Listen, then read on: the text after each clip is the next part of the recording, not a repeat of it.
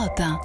Une situation explosive à bord du navire Open Arms, ce bateau de l'ONG espagnole qui a recueilli des migrants en Méditerranée. Effectivement, situation explosive, ce sont les mots du capitaine du navire qui avait mis en garde dès vendredi contre le désespoir et la colère de cette centaine de migrants toujours en attente d'un accueil sur l'île de Lampedusa en Italie. Certains pays européens, on le sait, dont la France, se sont engagés à accueillir ces migrants, mais à bord, ces derniers perdent patience. Blandine Hugonnet.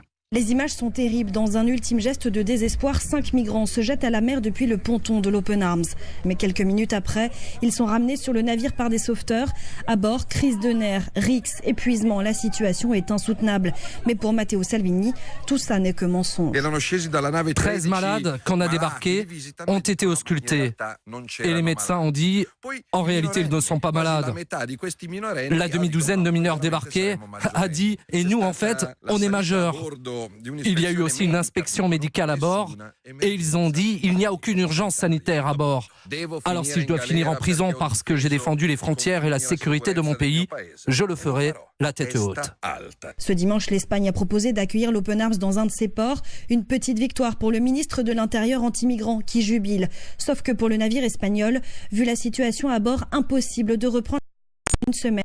De son côté, la France va prendre en charge 40 à condition que ces migrants remplissent les critères le statut de réfugié. Rome, Blandine Hugonnet, Europe 1. Dans le sud de l'Italie.